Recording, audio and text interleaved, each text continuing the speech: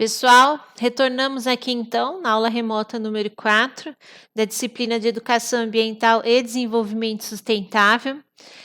No primeiro vídeo, eu trouxe para vocês algumas legislações do nosso país, algumas que não estão mais em vigor, não valem mais, e a Política Nacional do Meio Ambiente, que sim está em vigor, onde eu trouxe, claro, sobre o aspecto da educação ambiental. As duas primeiras que eu trouxe para vocês, elas tinham assim um primórdio de educação ambiental, nem o nome existia, né? Nem existia o nome educação ambiental, era abordada educação para a população, educação florestal, e aí já em 1981, na Política Nacional do Meio Ambiente, a gente já vê a educação ambiental aparecendo com esse nome e, claro, que com uma ênfase bem diferente da legislação anterior que eu trouxe para vocês. A Constituição, então, agora a gente começa falando da nossa Constituição Federal, que é de 1988, na nossa aula aqui, então, de legislação. A Constituição Federal é a que está em vigor até os dias de hoje, é o que está valendo, não tem outra, a última é de 88, e é uma Constituição que qualquer artigo, qualquer texto que você vai ler, quando você pesquisa Constituição Federal e Meio Ambiente, você vai ver que ela é conhecida como a Constituição Verde, porque dentre as outras que nós já tivemos, ela foi a primeira que apresentou itens específicos sobre meio ambiente, educação ambiental e proteção à natureza. Então, ali, a partir do artigo 225 da Constituição Federal, começa a se tratar especificamente do meio ambiente. E o que traz a nossa Constituição? Que todos têm direito ao meio ambiente ecologicamente equilibrado, bem de uso comum do povo e essencial à sadia qualidade de vida, impondo-se, ou seja, obrigando-se ao poder público e à coletividade o dever de defendê-lo e preservá-lo para as presentes e futuras gerações. Então, aqui o poder público pega para ele a sua obrigação e também distribui para a coletividade a obrigação de defender e preservar o meio ambiente com a visão de proteção das presentes e futuras gerações. Isso aqui vocês vão ver também no conceito de desenvolvimento sustentável, tá?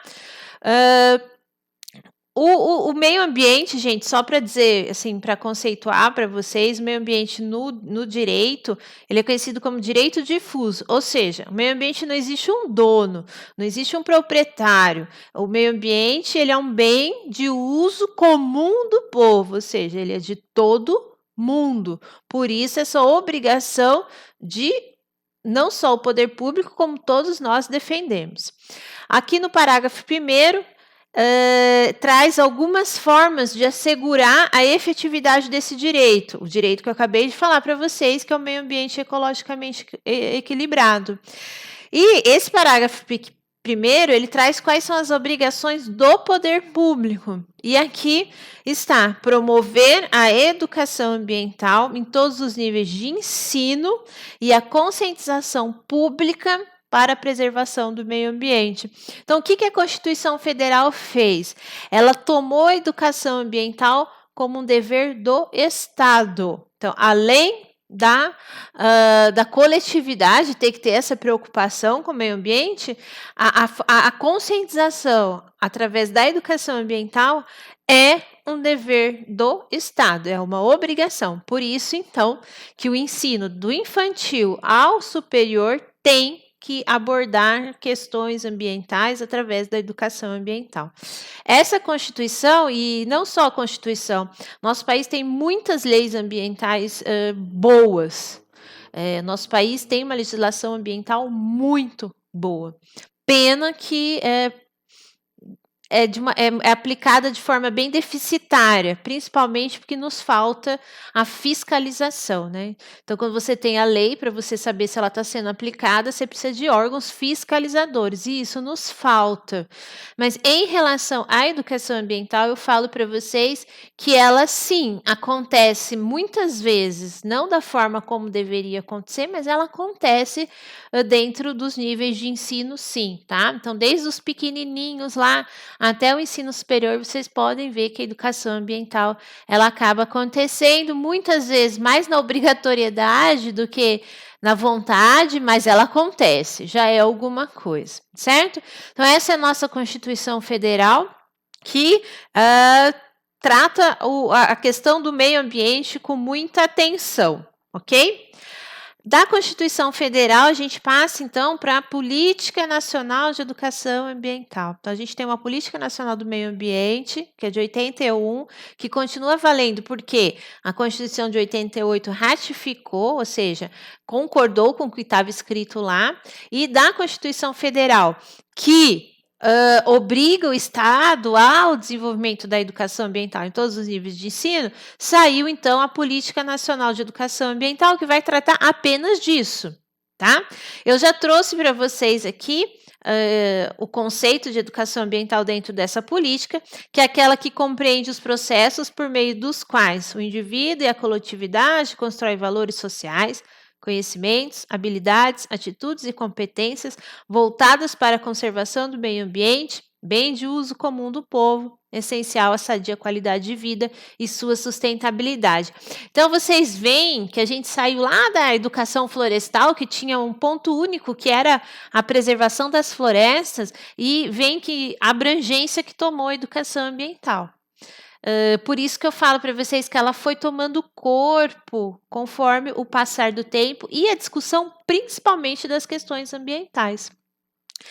Outra coisa que essa política traz para a gente é que a educação ambiental é um componente essencial e permanente da educação nacional. Permanente por quê? Lembra que eu falei para vocês, ela não pode ser descontinuada, ela tem que ser contínua, devendo estar presente de forma articulada em todos os níveis e modalidades do processo educativo, em caráter formal e não formal. Então, a Política Nacional do Meio Ambiente já deixa claro o seguinte, não é só dentro da escola, fora da escola, ela também tem que acontecer nos mais diversos públicos. E aí eu paro um pouquinho aqui para falar para vocês prestarem atenção no texto introdutório que eu coloquei lá para vocês, que é sobre a necessidade da educação para tratar e evitar os incêndios florestais.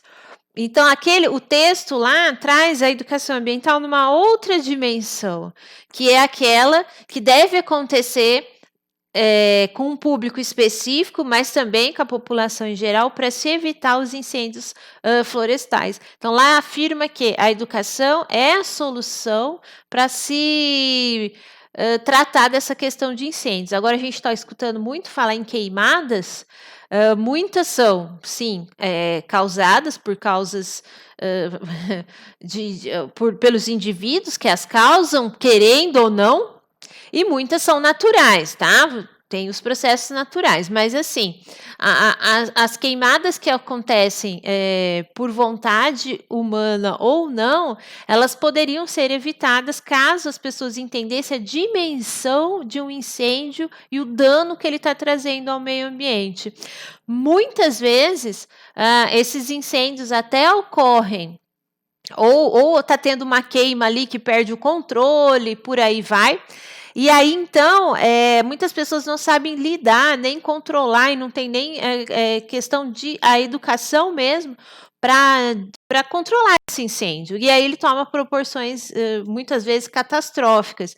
Então, criação de brigadas de incêndio, capacitação das pessoas para lidar com uma queimada que está perdendo um pouco ali o seu controle, tudo isso é educação, que pode muito bem acontecer. Os municípios hoje são obrigados a ter brigadas de incêndio, mas está faltando muito essa articulação no meio rural. E os proprietários rurais, eles acabam sofrendo com isso, porque muitas vezes danifica a propriedade dele, vem do vizinho ou alguém que coloca fogo e chega na propriedade dele, e aí então ele não consegue lidar com aquilo. Se tivesse uma articulação, uma educação entre ali os moradores, criação de brigadas de incêndio, poderia rapidamente controlar uma situação dessa, né? O bombeiro, se for chamado, eles vão, mas eles estão trabalhando assim super com com um número de efetivo muito baixo. Então, aí o que eu estou dizendo, né? Então, a Política Nacional de Educação Ambiental, ela traz que ela é um processo educativo que tem que acontecer também nessas situações. É uma questão ambiental que está fora do domínio de uma escola, é com a população em geral. Então, é isso que ela está querendo trazer aqui, e por isso que eu trouxe o texto para vocês lá. E para finalizar aqui, eu trouxe para vocês as diretrizes curriculares nacionais para a educação ambiental. Então, existe diretrizes do nosso país para a educação ambiental. E o que são essas diretrizes curriculares nacionais? São normas obrigatórias para a educação básica, e aqui vocês vão ver que além da básica envolve a superior, que para orientar o planejamento curricular das escolas e dos sistemas de ensino. Então, essas diretrizes curriculares, elas são discutidas, são concebidas e fixadas pelo Conselho Nacional de Educação Ambiental. Então, são normas, são direções que devem ser obrigatoriamente seguidas pela educação básica, pelos currículos de educação básica e da educação superior. E nessas diretrizes que são específicas para a educação ambiental, elas são lá de 2012, elas repetem os conceitos, princípios e os objetivos lá da Lei de 99, tá? Que é a Política Nacional de Educação Ambiental, e indica que a educação ambiental tem que ser inserida academicamente, né, dentro dos bancos das escolas. No seu artigo 16, ela diz que a inserção dos conhecimentos concernentes à educação ambiental nos currículos da educação básica e do ensino superior pode ocorrer pela transversalidade, mediante temas relacionados com o meio ambiente e a sustentabilidade socioambiental, que é o que a gente está fazendo aqui, como conteúdo dos componentes já constantes do currículo, então já existe um currículo, ela só vai ser inserida ali, ou pela combinação de transversalidade e o tratamento dos componentes curriculares. Então, pode ser uma disciplina específica, pode ser desenvolvida dentro do currículo mesmo, e aí você vai pegando os assuntos e trazendo para o lado da preservação e da conservação do meio ambiente. Então, assim, você tem uma gama de formas de trabalhar. Isso aqui, gente, eu estou falando dentro da educação formal, tá? Dentro da escola, dentro da universidade.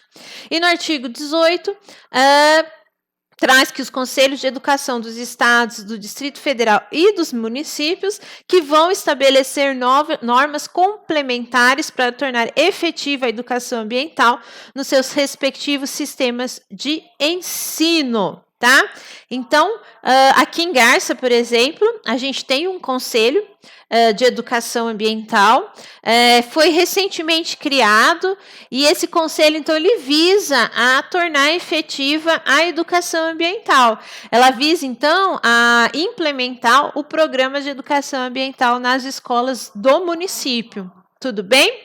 Então, as diretrizes, elas são nacionais, mas elas vão ser estabelecidas por normas complementares dentro dos municípios, o que é muito interessante, porque nos traz aquele princípio lá da educação ambiental que eu tratei com vocês, que é tratar principalmente e inicialmente as questões ambientais locais, para depois, então, expandir para as questões internacionais. Tá certo? De uma maneira geral, esse é o panorama da legislação que a gente tem no nosso país, e toda vez que for falar de educação ambiental, tem que conhecer essas normas, tem que conhecer essas leis, para que ela seja efetivamente cumprida, tá bom? Obrigado pela atenção, até a próxima aula.